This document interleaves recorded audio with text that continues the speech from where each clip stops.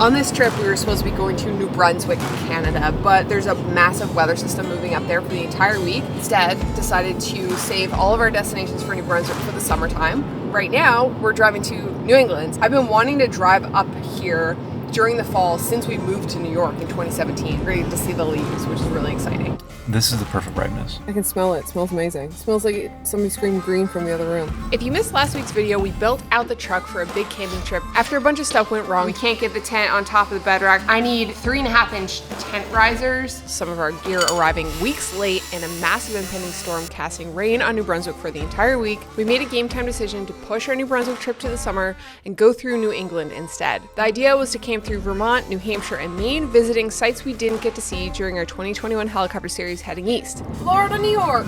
Florida, New York. That's confusing. And because this was our first time, we decided to stick with hip camps to ease us into truck camping, with our furthest destination being 14 hours away.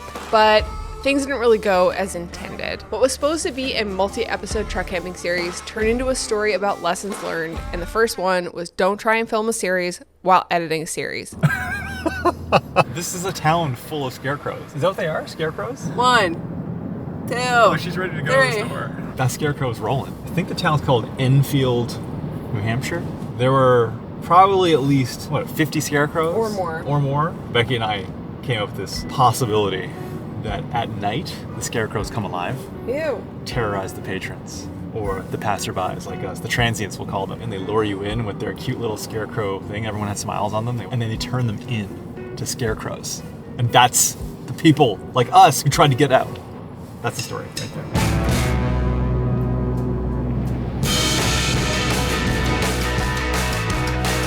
Are you excited? Oh my god, this is so beautiful. I love it here. There's a tent platform right on the water. We did not bring a ground tent. I'm so excited. It's so pretty. It's so loud.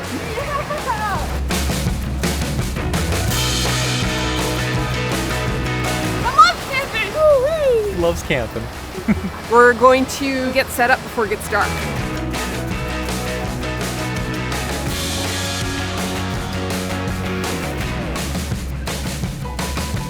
Lesson 2, do a shakedown run before you head out. Yeah, this whole setup is gonna have to be like different. Yes. We didn't do this and we knew this was going to be a mistake, but we did it anyway. The truck and everything worked with the tent and the bed rack. After the first night, the back of the truck was an absolute disaster, and it just kept getting worse day after day. Making our commode. Put up the toilet. So this campsite doesn't have a porta potty or an outhouse or anything. So on the booking it said, no toilet, bring your own. We don't have a toilet at our land either, so we bought a portable camp toilet and this little tent. So it's actually perfect that we didn't have to buy anything extra for this. We gotta go in there now. So this is our first night sleeping in the GFC Superlite. Still getting used to putting it up, but I'm just getting the sleep system in there now. Cozy up here or what? Oh yeah. Doubling up sleeping bags, and I have a wool blanket, and we have a heated blanket. There's no way we're gonna be cold tonight. We're gonna be so cozy. Lesson 3, coolers are great for summertime camping, not amazing for fall when it's colder. She's frozen solid like the rock. Drinking frozen Gatorade when it's 6 degrees Celsius outside at night will make you very cold very fast. So I think a fridge is in my future. I'm making fake pizzas. Fake pizza. Fake pizza. What do you mean fake pizza? Pizzas on pitas, but I'm gonna fold them in half like a calzone. You live for that pan. I don't like pizza sauce, so I'm using garlic aioli instead. They're coming along? Yeah, yours is done, I think. You want another one, I can make you another one. I don't know what it tastes like. I never made something with garlic aioli sauce before. No?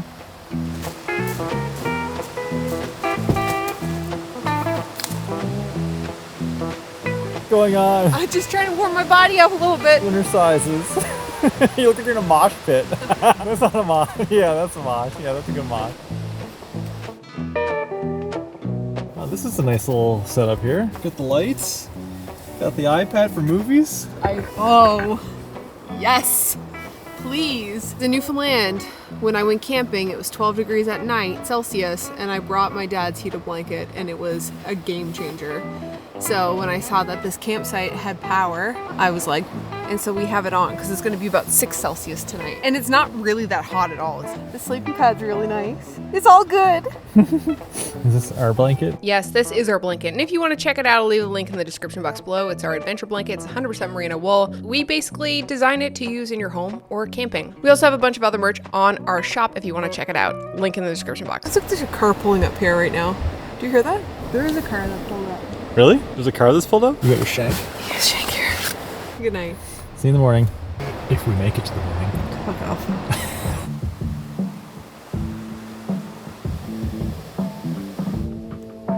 Even though we didn't do a shakedown trip, this ended up turning into that trip. We knew we needed storage, we knew we needed a tent, we knew we'd probably need max tracks to level the truck, but also get us out of any sticky situations. But things like storage, fridges, like all of these extra accessories that cost a lot of money, we didn't know what we needed. We really had to go out and camp to see where the deficiencies were in our setup. So this trip was great for that. We really figured out what we need and what we don't need for our summer trip.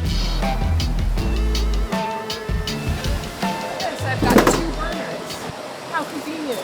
We've got Home State breakfast burritos. And by Home State, I mean they're knockoff Home State, like Home State burritos from California. Before I left, I prepped a bunch of breakfast burritos.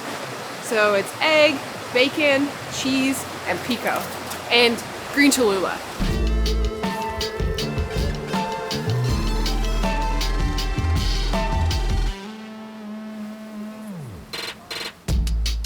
All right, we're just getting teared down here now at campsite number 1. Tear down, love. Teared down, torn down. This has been an absolute beautiful location. What a way to end off the season, I feel like. We're still gonna do some camping at our land. This view is incredible. If you break those, you're not gonna have a chair. Correction, you're not gonna have a chair. No. This trip is just literally all about camping and just like peeping them leaves.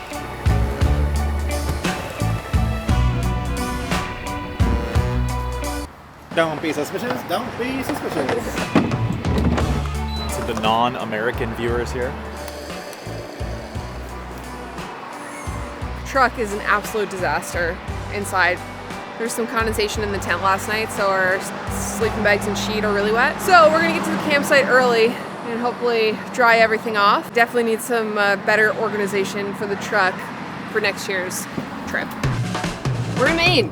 We just crossed the border. Welcome to Maine. Welcome to Maine, bye-bye. We have an hour and 45-minute drive to our next campsite. We were like, oh, well, we're gonna go to the mountain. We're gonna do a hike. But we're like right in the middle of editing a big series. We've been working very hard and just have a cozy, comfy, nice time. So we're going straight to the campsite. But I also wanna cook a meal tonight. Yeah, from Butcher Burger in Bethel, Maine. I got some sort of patty melt with bacon jam and caramelized onions. We're starving. Crinkle fries are my absolute favorite. I'm just gonna have lunch in the car, lunch mode. Lesson 4, don't drive more than 5 or 6 hours per day, especially in the fall. Doing this much driving during the shorter days in the fall really leaves no room to see anything. It's level this way, but it's like this. Stop there. We'd be leaving our campsite early in the morning. The sun would go down at 5 o'clock and we would basically set up camp, eat, and then just go to bed. You end up spending your whole entire time driving and sleeping with no time to actually enjoy your campsite or to stop and see anything. There you go. Got it. Yeah. So impressive. Thank you.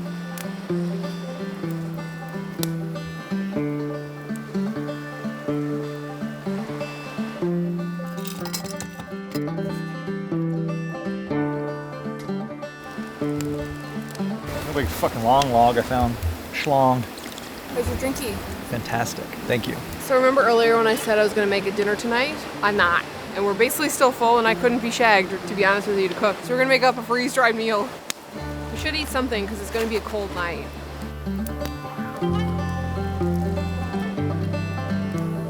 We got a big push tomorrow ahead of us. So we gotta be up and out of here around 6 o'clock.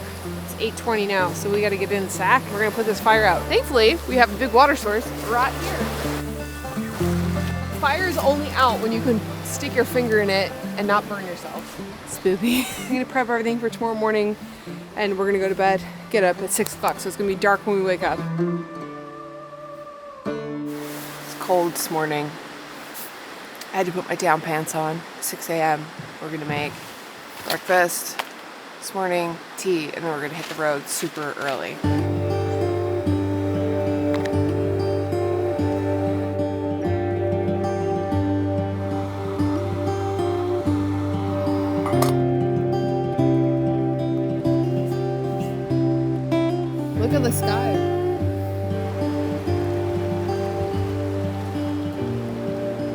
This is so good. Mine's keeping me warm right now. Now I'm gonna put it inside me and keep me warm from the inside. Oh yeah. It's mornings like these where you don't want to be rushing. You want to kind of stick around and enjoy your campsite, enjoy the water, enjoy the beautiful fog and mist and the landscape, and be able to take out your camera and take a few photos. Unfortunately, when you have an 8-hour drive to your next campsite and only 10 hours of daylight, it doesn't allow for much time to stop and take pictures and hang out. And unfortunately, I didn't really get to take any photos on this trip. That was a real lesson for me that the next time we do this, we need to slow it down. Oh my God, that is so pretty. Wow. Quick breakfast break. I feel like we should be eating lunch. We're having breakfast, second breakfast, 5 hours and 30 minutes. To our next campsite. Breakfast? Can you imagine if you could order a sausage and cheese breakfast sandwich, but instead of the English muffin, it was 2 hash browns? You make that happen. Yum! In a quarter mile, turn right onto the ramp. After New Brunswick got cut from our list, we really should have camped around New York State instead of taking that really long trek to Maine, given the short days.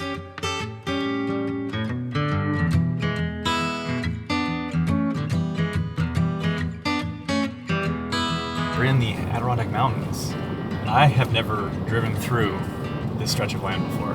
It's very scenic, kind of like what you would think of like an ideal fall drive. It's kind of cold, a little bit dreary out. The leaves here are out in full force. We also have very dodgy cell phone reception. We're in the mountains. There hasn't been a whole lot of any sort of development for miles, down to 83 miles until we're at our campsite, which is on the far west side, just like on the very edge of the Adirondacks. Don't fail us now, Wayne. So we're essentially going to be rolling into our campsite like an hour before sunset once again. Lesson 5, putting away a tent with condensation on it, then arriving at camp late means no time to dry out your wet gear when your sleeping bags or your mattress is wet. Specifically in the fall when it's colder, it can be really sketchy. Okay, we've arrived at our third campsite, so our mattress is wet, and we don't really have a way to dry it. We have some unhappy campers. I think Becky's a little bit overstimulated. We have this like massive waterfall, which is objectively pretty cool, right next to the campsite, but it's just very loud. I'm okay toughing it out. You know, I'll sleep on a wet mattress for a night, I don't care. We'll see what Becky wants to do. Either way, we've had a couple of great nights of camping, so if she wants to go home now, then we can easily go home. It's not a big deal. It's a pretty cool campsite. I'll show you guys here now. We'll go down this trail here and see if we can get a better view of these waterfalls. Almost like broken down, like cobblestone structure here. Yeah, so you're kind of coming down this little trail here. It would have been kind of treacherous to get the truck down here. There's not really any way to turn it around. It's pretty steep and pretty uneven. And then if you take the path further up into the woods here, there's almost this like raised peninsula where you have water essentially on 3 sides of you. That's some rapid water. You don't want to fall in that. Whew! Be downstream real quick. All right, I'm going back to camp. So we ended up having to take the mattress out of the tent and try to jam it in the front seat of the car with heat on to dry it out quickly before bed, which is a little difficult when you have an air mattress that has a memory foam topper. It's not the smallest or easiest to kind of move around. I'm 38. I'm at my halfway point of life. Found that out recently. It was kind of depressing, but getting too old to roll into tents like this. Lesson 6. Campsites next to water look really pretty, but can be extremely overwhelming. How's she feeling today? Not great. This was really fun until it wasn't. And it became unfun when we were pushing too hard, like getting up 6 o'clock in the morning, driving for 8 hours, basically setting up in the dark. It became unfun when everything got wet and then frantically try and dry stuff out. But it became really unfun when all of these factors kind of stacked on top of each other and then add like a lot of noise. I have a really big problem with like competing sounds. While normally a waterfall would sound beautiful in the background, when all of these stresses kind of add up, a waterfall just absolutely breaks me. It's too loud. I also think seasonally, because of the time of year, the river is really full, so it's really aggressive. That's why it's so loud. People normally swim in there, but you would not be able to swim in there right now. The current is ripping. You would die.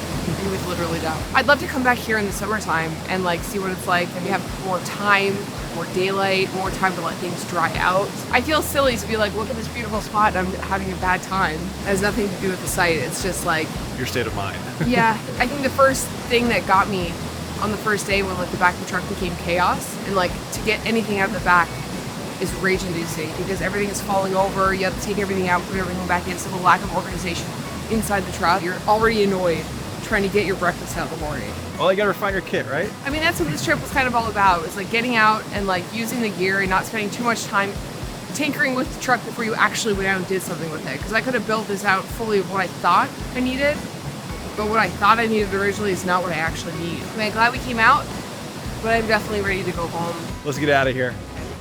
All right, goodbye. Lesson 7. Don't let the gear you don't have stop you from going out, because that's how you're going to figure out exactly what you need to invest in the future. Thank you guys so much for watching, and we'll see you in the next one. Okay, all right. Where's that wood? It's fine, look at all that wood. Am I the Muppet?